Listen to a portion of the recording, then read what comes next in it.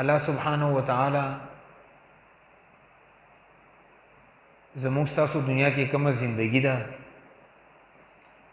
دې کې مطالبه د موږ تاسو نه دا کړي چې تاسو د شریعت مطابق زندگی تیروي، یعنی د قرآن او د حدیث مطابق.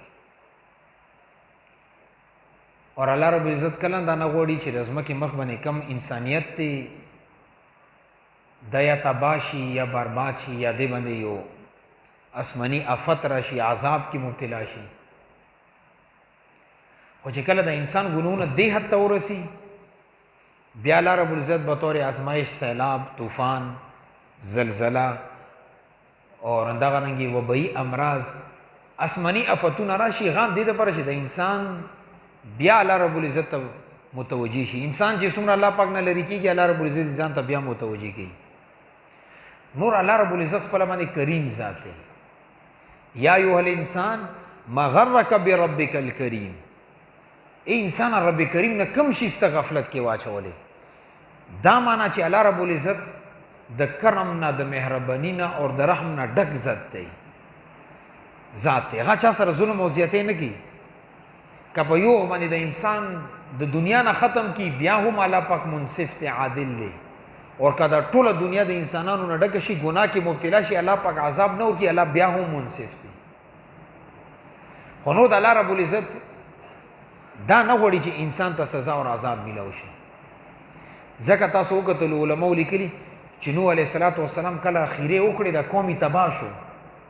نو الله رب العزت نوح علیه السلام ته ویلو چې داسې چلو که خټو نه څه مټکې، ګړي، ماټې وغیره دا جوړې کا چې کله یې جوړې کې ډېره خوري وکړه بیا ورته یې دا ماتې کا. ورته یې الله حکم دا و چې جوړې کا نو ما خو دې باندې ډېره خوري وکړه اوس ورته یې ماتې کا نو بیا د ما جوړېدو فایده څه شوه. الله رب العزت ورته جواب کې وفرمیلو چې ستا بدعا ما قبوله کړه، د انسانان مو ټول هلاک کړو نه چې څنګه ته د خپل د لوښي تا جوړ کړي دي که هغه مټکه ده که مشکیزه ده د هغې متېدو باندې ته خفه کېږې دغه رنګې زه د خپل بندګانو په بربادي باندې هم خفه کېږم. خو ته زما مقرب بنده یې تا خیرې وکړې ته مه نه شې خفه کولی. تا وجې نه هغه انسانان تباه و برباد. اوس دنیا کې کومه ګناه ده چې دې امت نه ده کړې،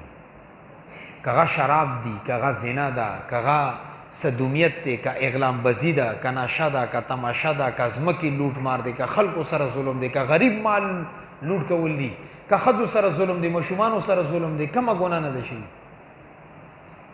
خو بیا هم الله رب العزت په اجتماعي طور باندې د امت نه دی ختم کړی. هغې وجه دا ده چې پاک پیغمبر صلی الله علیه و آله وسلم دی امت ته دعاګانې کړي دي. اور الله پاک څه فرمایي وما ارسلناک الا رحمتا للعالمین. د دنیا ته د پاک پیغمبر د رحمت د پر راتلل دا د دې سبب دی چې د انسان په یو وخت کې ټول نه هلاکېږي. او بل ځای کې الله پاک فرمایي وما کان الله لیعذبهم وانت فیهم. څومره پورې ته د موجودې امت کې دې خلکو ته به عذاب نه میلویږي، عذاب به نه میلویږي. وما کان الله معذبهم وهم یستغفرون. دویمه نسخه یې څه بیان کا چې څومره پورې د امت کې استغفار وي دو ته به زه عذاب نه ورکوم، خو که دوی استغفار پرېږدولو بیا به ورته عذاب میلویږي. نو امت کې څومره پورې استغفار والا موجود وي عذاب به نه راځي. که استغفار د امت نه ختم شو نو عذاب به په دې امت باندې راځي.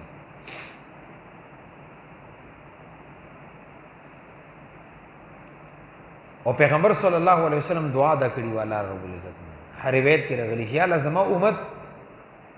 اجتماعي طور باندې د یو ګناه وجې نه هلاک نه کې هغه دعا یې قبوله کړې شوې ده. که نستا د نږدې وخت کې تاسو دی وکتلو دغه سواد باندې، بحرین باندې، کلام باندې بیا دغه عذاب لاره کې څومره علاقې وې غین ځان سره واخیستلې، پېښور، چرسده، نوخار الحمدلله دا علاقې هم متاثره کړي. بیا ډیګي خان، بیا داسې ځا سنګ،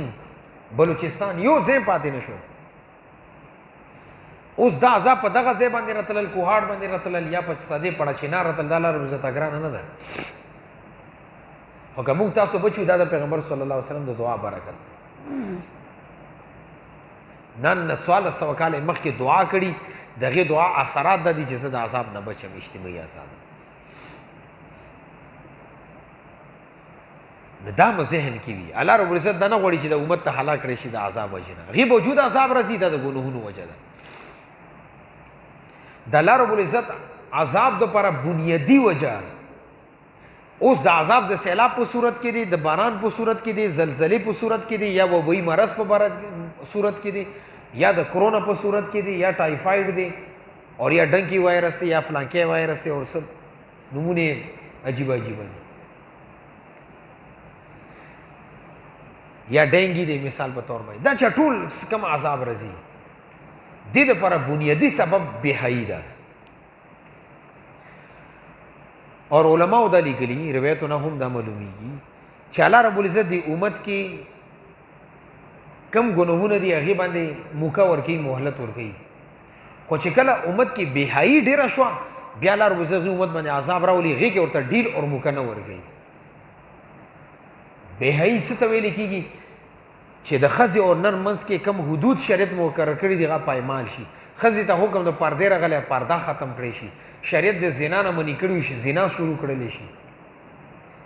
غیر محرم سره تعلق ساتل حرام دی غیر محرم سره تعلق شروع شي ځکه روایت کې راغلي چې قیامت ته نږدې زمانې کې به یو ښځې په یو وخت باندې 50 سل دې نه زیاته خلکو سره تعلق وي دا د بهایي سبب دی دا بهایي ده او نن بهایي ولې اسانه شوه ستاسو کې ډېر ملګري ټیک ټاک په پیژنې د ټیک ټاک جړه چې کومه ده د هغې فنډامنټل کم بنیاد دی هغه بهایي ده بس ښځه دا ګډېږي که نرینه دی ګډېږي ځان ته موبایل لګولی هغه کې خپل آواز یې بسته ورته صرف ګډېږه اور هغه علاقې چې هلته کې د هغې خلکو غیرت مشهور و نن هغه خلک به په غیرتي باندې په اول نمبر دي هغه خلک چې د هغې خلکو حیا مشهوره وه چې دا ډېر بحیا خلک دي ډېر عزتمند خلک دي نن هغه علاقې ټول نه زیاتې بې حیا او ټول نه زیات بې غیرته خلک هغه شو نو سړي ته دا پته ده چې زما لور د ټیک ټاک اکاونټ یې جوړ کړی دی او ګډېږي چت باندې لګیا دی ځان ته موبایل لګولی هغې باوجود د دې خاموشه پاتې کېدل د دې خبرې دلیل چې دا ټول نه غټ داله دی نه چې کله دا ګډا هر کور ته ورسېده هر کور کې ګډا والا خلک پیدا شو عذاب راغلو نرینه او ځان نه ښځې جوړې کړې ښځو ځان نه نرینه جوړ کړو نرینه او د ښځو لباس شروع کړو ښځو د نرینهو لباس شروع کړو نر ته حکم دا دی چې ته پنسي اوچتوه چې ستا خنګري ښکاري نن سبا چې ښځې کم لباس کوي د هغې خنګري ښکاري او چې نرینهو کم لباس هغې کې خنګري پټ دي نر ته دا حکم و چې ته داسې لباس اچوه چې هغې کې ستا اندامونه نه ښکاري ښځې ته دا حکم و چې داسې لباس اچوه چې هغې کې ستا اندامونه نه ښکاري تر دې پورې که یو برکه واچي برکې کې د هر عضو پته لګي د برکه اچول هم حرام دي نن نرینهو لباس دې ته راغلو چې د بدن هر اندام یې ښکاري ښځو لباس دې ته راغلو دومره چست او چالاک لباس چې د بدن هر عضو یې ښکاري دا بهایي نه ده نور څه دی دې ته ته څه وایي ښځې ته پردې حکم و پرده ختمه ښځې ته د وقرن فی بیوتکن حکم و چې کور کې پتې کېږه کور نه بار غونډه ورځ بازار کې ګرځي کله سنګیټ بازار کې وي اور کله عامې مارکیټ کې کله فلانکي مارکیټ کې ځان د خپلې سودې کې چپړې اخلا کپړې اخلا او برکې چولی چې دکان ته دننه شي بیا برکه ښکلي چا کمې کورسۍ دي هغې کې کېدي بس بیا بغیر د برکې ګرځي ته وایې که د پلار کورې دي نوره بهایي څه ته ویلې کېږي نه دې عذاب ته دې سیلاب ته زلزلو ته بنیادي سبب بهایي ده پهله نمبر باندې اور دویم نمبر باندې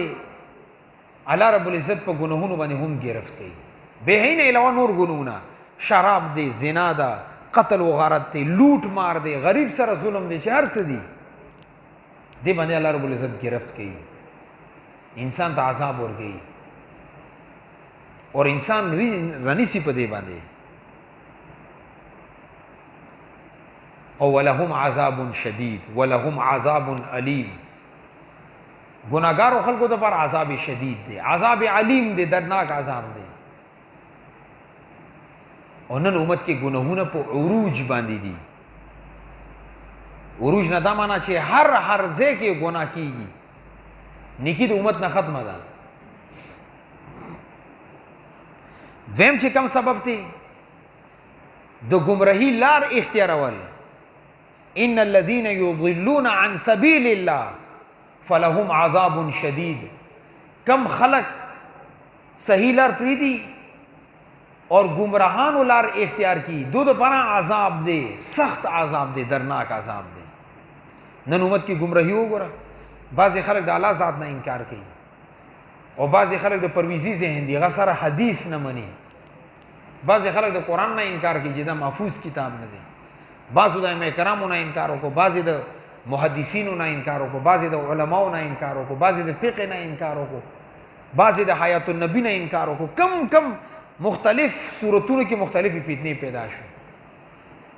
او بعضې راولو بره راست په صحابه کرامو باندې اعتراضات. صحابه کرام جنتیان نه دي، الله یعوذ بالله. او چې کم سړی په دې لاره باندې سي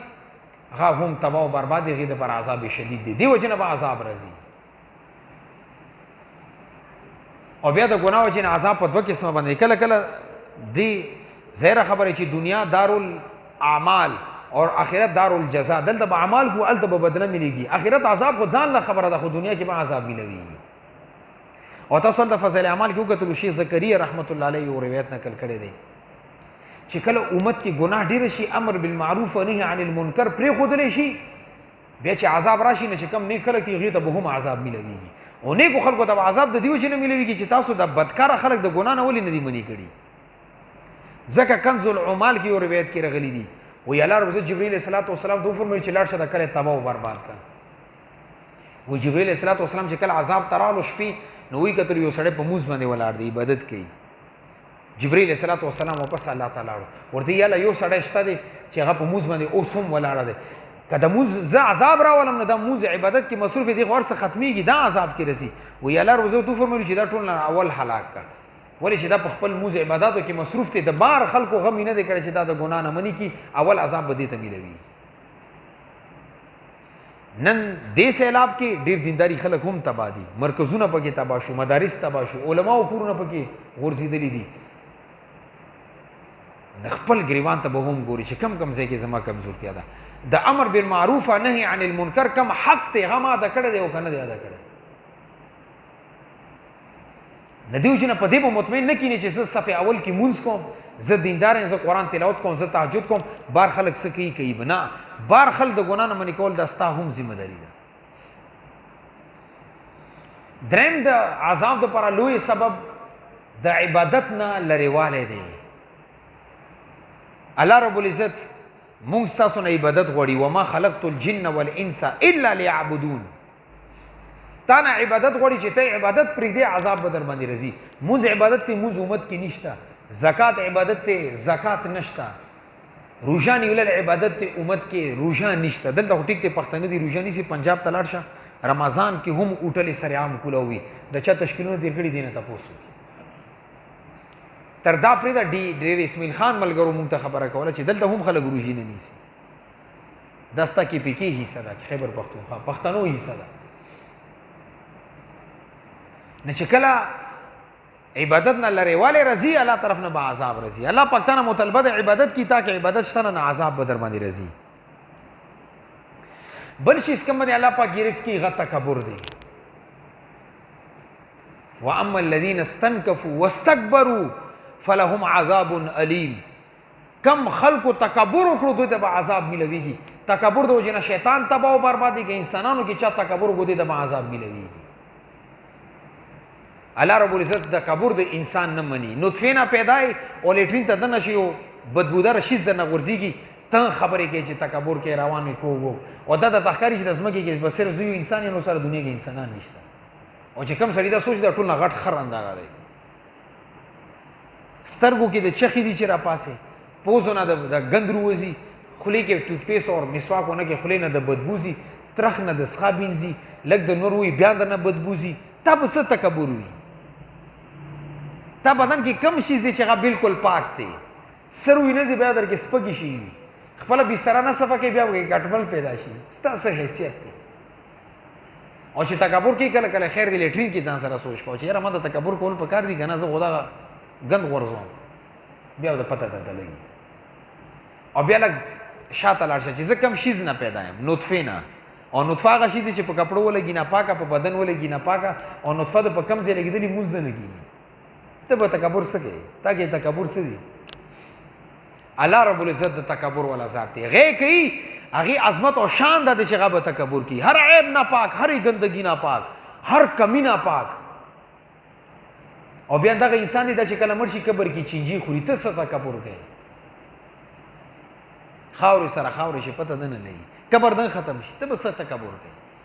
نه تکبر باندې استكبروا فلهم عذاب الیم کم خلق تکبر کی دوی پر عذاب علیم دی درناک عذاب دی پنځم شي ظلم دی ظلم په دوه قسمه باندې دی یظلمون انفسهم یو ظلم دا دی چې تخپل ځان سره ظلم کوي خپل ځان سره ظلم څه دی الله پاک ته د بدن امانت درکړی دی د خپل ځای باندې ولګو دې سره موږ وکا جهاد وکا تبلیغ وکا تهجد وکا زکات ورکا روزي ونیسا اور کدا عبادت ته نه کې تخپل ځان سره ظلم کوي سترګې دې د پر درکړي حرام ما ګوره ته حرام کوي ژبه دې د پر درکړي عبادت وکا تور سره غیبت کوي خپې دې د پر درکړي چې مسجد ته لاړ شه مدرسې ته لاړ شه مرکز ته لاړ شه خانقاه ته لاړ شه جهاد ته لاړ شه تبلیغ ته لاړ شه او ستا خپې روانې دي سنیمې ته تماشې ته ګډوډ آیس خرڅولو ولا پسې شراب ولا پسې چرسو پوډر ولا پسې دا د خپل سره ظلم دی داسې هر اندام تصور کا لاس دې د پر درکړو چې ظلم نه خلق ایثار کا دې سره نیک اعمال وکا او تعالی کې استاله سونه ګناه کې مبتلا دي ډوب دي دا ظلم ځان سره دی په دې عذاب رضی دویم ظلم متعدی دی ستا بدن کې نه دی خو بار ظلم دی چانه زمکا لاندې کړي چانه پټه لاندې کړي څوک قتل کړي دی خځې سره ظلم د خځې باندې غږ دی دا به بل ځای کې ودونه کوي زی طرف نه زی ماما زوی مور باندې غږ دی بل ځای دا ټول ظلمونه دي خور ته میراث نه دی ورکړي ظلم لور ته نه دی ورکړي ظلم مور ته میراث نه دی ورکړي ظلم زنانه او ته چا حق در سره رسیږي هغه ته نه دی ورکړي دا ظلم دی دا متعدی ظلم دی په دې باندې به عذاب راځي او یو خبره یاد ساتئ دنیا کې عذاب مردو چې الله پاک ټیم درکې مهلت درکې ډیل درکې یو بهایی دویم ظلم ظلم باندې الله رب العزت ډیل نه ورکې او ظلم هغه ګناه ده چې الله رب العزت د آخرت سره سره دنیا کې هم عذاب ورکې تاسو د فرعون ابو جهل عتبه عتیبه شیبه دا ټول ژوندۍ وګورئ دوی ته دنیا کې الله پاک عذاب ورکړی دی ولې ظالمانو ظالم د پر حالت اسه هم عذاب شته دنیا کې هم عذاب دی خلکو د پر الله پاک عبرت وګرځي عبرة لأولي الألباب عبرة للناس خلقو د پر عبرت عقل مندو د پر عبرت دغه ظالمان ګرځي فرعون حمان قارون زندگی ته وګوري نو ظلم بنه کوي چې کوم ځکه ظلم زیاتیږي عذاب برزي کغه د باران عذاب دی که سیلاب دی که زلزلہ ده او که وبئی مرض دی که څه دی عذاب بدر باندې راځي نو ظلم نه هم ځان ساتل پکار دی بل لقد كان لكم في رسول الله اسوه حسنه پیغمبر صلی الله علیه وسلم تاسو کې بهترینه نمونه ده د پاک پیغمبر صلی الله علیه وسلم سیرت په خپل سینې سره لګي عذاب نه بچ کېږي او کدی سیرت نه څومره لری کېږي عذاب بدر باندې رضی هلاکېږي دا ټول اسباب دي د عذاب دینه ځان ستل پکاري نن امت باندې عذاب راغلی غي د پر اسباب دغه ګرځیدلی چې کم درته ما 5-6 ارز نور هم ډیر بوي او چې کم زما مطالعه د ما څومره تحقیق وکړو هغه مخې ته مدار راځي لہذا کدا غواړي ز اور زما بچی د عذاب نه بچي هغه د پر بده چې کم شیزونه د ګناونه موخلو دینه به ځان ساتي کم نیکو اعمالو الله پاک قرآن کې حکم کړی حدیثو کې هغه نیک اعمال به اختیاري بیا به عذاب نه بچ کیږي کنه وی دا عذاب راتلون کې دی نن دې کا سبا دی نن په غیره سبا پتا هم